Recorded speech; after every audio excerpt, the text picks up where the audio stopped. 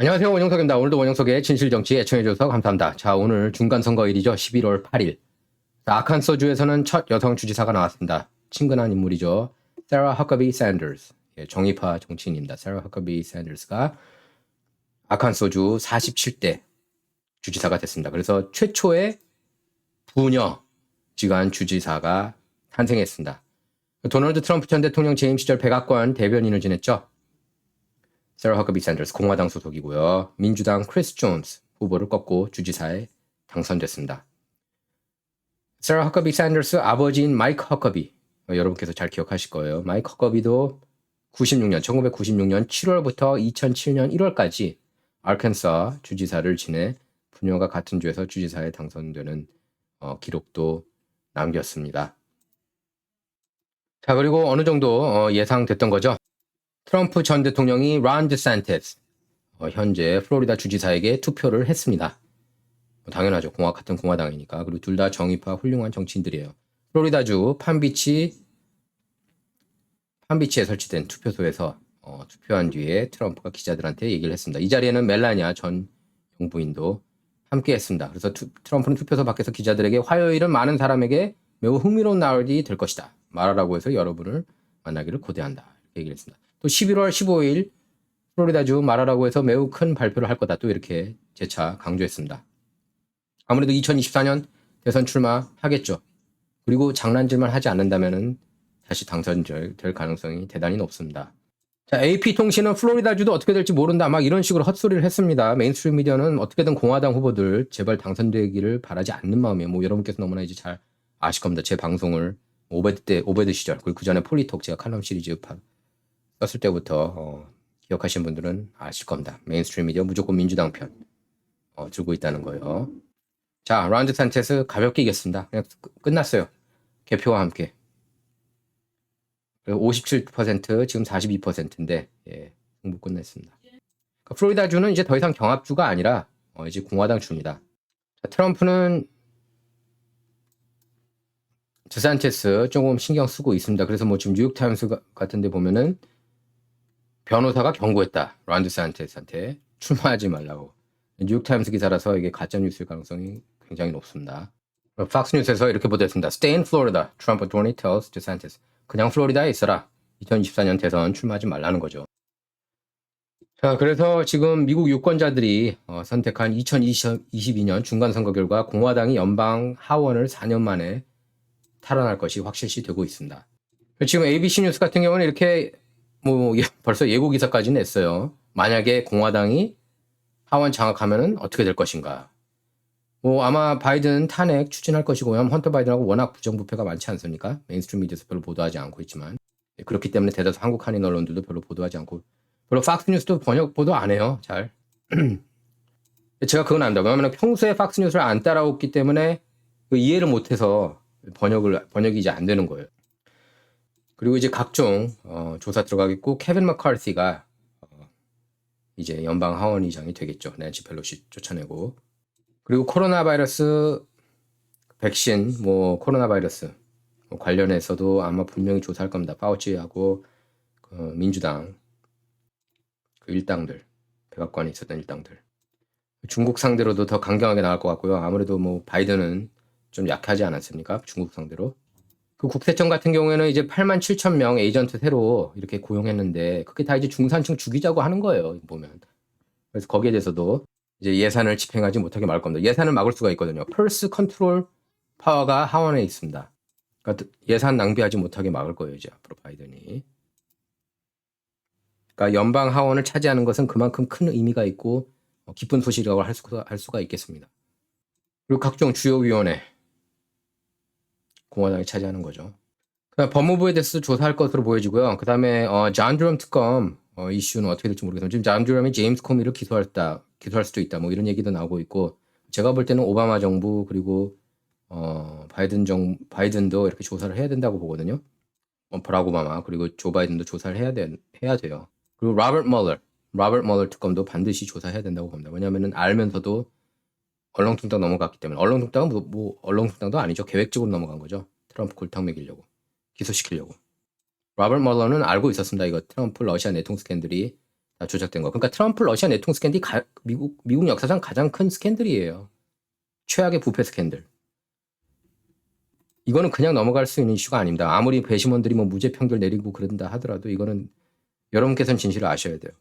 자, 바이든에 대해서 이제 탄핵할 것으로 보여지고요. 그리고 이민, 국경. 지금 불체자가 500만 명 이상 오지 않았습니까? 근데 여기 ABC는 민주당 바 채널이라서 언급을 안 했어요. 불체자가 500만 들어왔다는 내용. 절대 이런 거는 보도 안 해요. 또 가짜 뉴스들이. 자, 이분이 이제 케빈 머카르티예요. 그래서 연방 상원 선거에서는 이제 접전지 4군데가 있죠. 뭐 애리조나, 네바다, 그리고 조지아, 펜실베니아 이 4개 주에서 과연 누가 승리할지 주목됩니다. 중간 선거는 전통적으로 항상 야당이 매번 승리를 했습니다. 그래서 이번에도 공화당이 하원 탈환은 물론 상원까지 장악할 가능성이 대단히 높고 이제 과연 몇 석 차로 이기느냐 그게 중요하죠. 크게 이기는 게 중요하겠죠. 공화당 입장에서는. 지금 미 전역에서 1억 6천만 유권자 가운데 절반 이상이 한 표를 행사한 중간 선거 결과 순차적으로 개표되는 표심과 선택의 공직 후보들과 캠페인 자원봉사자들의 마음이 지금이 뭐 계속 이제 긴장하고 있겠죠. 공화당이 이제 상하원 장악하면 당연히 이제 조 바이든하고 충돌할 게 뻔하고요. 연방 하원 선거에서 공화당은 현재 213석에서 최소 14석을 빼앗아서 227석, 뭐 최대 260석까지도 바라보는 데도 있습니다. 그래서 과반인 218석은 무난히 넘길 것으로 그렇게 예상이 되고 있습니다. 평균 31석을 늘리면 244석, 최대 48석을 빼앗으면 261석까지 얻어낼 가능성이 있다고 Real Clear Politics는 예측했습니다. 이에 비해 연방 상원 선거에서는 공화당이 동시장악할 계기를 잡았지만 격전지 4곳에서 이제 어떻게 될지가 주목되고 있어요. 개표가 일찍되는 동북부 뉴햄프셔에서 민주당의 매기 하산 상원의원이 1%포인트밖에 앞서지 못했는데 최종 개표 결과를 기다리고 있습니다. 그래서 펜실베니아에서는 메멧 오즈, 닥터 오즈, 뭐 인기 스타죠, TV 스타. 공화당의 메멧 오즈, 트럼프가 지지하는 후보입니다. 메멧 오즈가 민주당 존 페더맨 부지사 상대로 어떤 활약을 펼칠지 기대되고 있습니다. 조지아에서는 이제 그 NFL 스타 출신 러닝백 공화당의 herschel walker 지난번에 토론에서 예상외로 잘했어요. herschel walker가 민주당 라파엘 워낙 상원의원 과연 꺾을지 주목되고 있습니다. 워낙 얘기 좀 할게요. 왜냐면 메인스트림 미디어에서 별로 커버를 안 해가지고 당연히 한국 한인 언론도 별로 보도를 안 했습니다. 이제 라파엘 워낙이 이 사람이에요. 왼쪽에 보이는 분. 그래서 민주당이죠. 예, 목사 출신이라고는 하지만 낙태는 또 대찬성하는 분이에요. 좀 특이하죠. 민주당 소속 라파엘 워낙. 미국에서는 근데 그 흑인 목사들 중에서 그런 분이 많이 계십니다. 민주당을 많이 지지하기 때문에 또 낙태는 또 찬성을 하는 그런 이제 경우가 많이 있습니다. 라파엘 워낙 조지아주 최초 흑인 연방 상원의원이 전 부인으로부터 상해 혐의로 이렇게 고소당했어요. 얼마 전에. 브라이트바트 정치 매체 브라이트바트 여기도 별로 정정보도 안 하는 언론이에요. 브라이트바트는 주류 언론들이 워낙에 비해 또 다른 흑인 후보인 공화당 소속 프로풋볼스타 출신 herschel walker를 부정적인 여론으로 몰고 가는 경향이 있다고 그렇게 비판했습니다. 브라이트바트에서. 그래서 워낙은 지난 2020년 전 부인으로부터 상해 혐의로 고소당한 뒤 자녀 양육권에 대한 법적 공방을 벌였습니다. 그래서 이 전 부인은 이렇게 얘기를 했어요. 워낙이 자동차로 내 발을 밟았다. 그러니까 차로 이렇게 밀었대요, 그냥. 전 부인을. 그래서 평판을 위해 연극하는 배우다 이렇게 비난했습니다. 자, 그래서 이번 중간 선거 종합해 보면은 이제 내셔널 레벨에서 종합해 보면 트럼프파 정치인들이 과연 많이 당선될까? 예, 그걸로 압축이 돼요. 메인스트림 미디어에서는 트럼프 지지하는 후보이기 때문에 크게 안타깝다. 뭐 그렇게 얘기를 하고 있지만 이번에 herschel walker 같은 경우에도 지금 지지율이 앞두고 있거든요. 최종 결과는 지켜봐야 알겠지만 과연 어떻게 진행될지 귀추가 주목되고요. 또 LA에서는 리카루소 후보하고 캐런 베스 후보가 맞대결을 펼칩니다. 시장직을 놓고. 캐런 베스 같은 경우는 1992년 LA 폭동을 두고 미라클이라고 그러지 않았습니까? 쓸어버려서 다행이다 한인들은 적극적으로 불법 행위에 가담했다. 이런 식으로 이제 몰상식한 발언을 했습니다. 캐런 베스 같은 경우에는. 그래서 사실 한인으로서는 이렇게 지지하기가 쉽지 않죠. 근데 이제 릴 카루소는 굉장히 지한파 정치인, 굉장히 이제 친한 그런 정책을 약속한 정치인입니다. 한국 한인 언론 중에서는 제가 이제 제일 먼저 이걸 폭로를 했죠. 그 캐런 베스가 발언한 걸.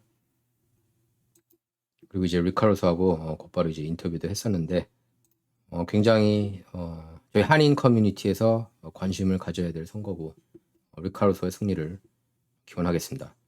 카루소는 이제 그렇게 얘기를 했죠. LA가 위기다. LA를 비즈니스하기 좋은 도시로 만들겠다. 그렇게 약속을 했었습니다. 제가 이제 지난 3월에 인터뷰를 했었는데 이제 그렇게 얘기를 했어요. 기부왕으로 유명합니다. 지금까지 크고 작은 자선단체에 1억 3천만 달러 이상 기부했고요. 매년 회사 수익 20%를 자선단체에 기부한다는 원칙도 갖고 있는 분입니다. 자선은 주로 어린이 그리고 노숙자 및 빈곤층 지원에 치중하고 있고요. 카루소는 원래 공화당원이었다가 2011년 이후에 무소속이었습니다. 그래서 LA 시장 선거 출마를 앞두고 지난 1월 민주당으로 이적했죠. USC 이사회 이사장으로도 활동했고 1985년 탐 브래들리 시장으로부터 LA 수도전력국 위원으로 임명받았고 2001년에 제임스 한 시장으로부터 경찰위원회 커미셔너로 발탁됐습니다. 위원장으로도 활동했고요. 경찰위원장. 부인 티나와 슬라의 4명의 자녀를 두고 있습니다. 아마 한인 사회하고 가장 많이 마주한 그런 그 정치인이 아닌가 싶어요. 그러니까 캔디데이트. 자, 이제 또 관심 저희가 가져야 되는 선거가 연방 하원의원, 캘리포니아 연방 하원의원 선거에서 공화당 소속 의원들이죠. 영김하고 미셸 스틸, 미셸 스틸. 오늘 영김은 미국 AM 라디오 계속 이렇게 출연하고 있고 정말 그 메인스트림 뉴스에도 많이 이렇게 출연한 분이에요. 영김 의원이 원래 39지구였는데 캘리포니아 연방하원 39지구인데 40지구로 이렇게 옮겨서 출마했는데 당선 가능성이 매우 높습니다. 예. 공화당 텃밭이기 때문에 40지구가. 그리고 이제 미셸 스틸 의원은 살짝 민주당 성향인 40지구에 출마했죠. 예, 40지구에서 제이첸 대만계 제이첸 후보 상대로 싸우는데 지금 그 여론조사에서는 미셸 스틸 의원이 앞서고 있는 것으로 그렇게 줄곧 나왔습니다. 그래서 과연 LA 타임스에서도 미셸 스틸 의원이 당선 가능성이 높다고 그렇게 했는데 일단은 아까 LA 시장 선거도 그렇고 박빙 선거 같은 경우에는 2주 그리고 3주까지도 시간이 걸릴 수가 있습니다. 자, 원영석의 진정 이번 시간은 여기서 마치도록 하겠습니다. 제가 계속 이렇게 업데이트 되는 대로 방송 보내도록 하겠습니다. 감사합니다.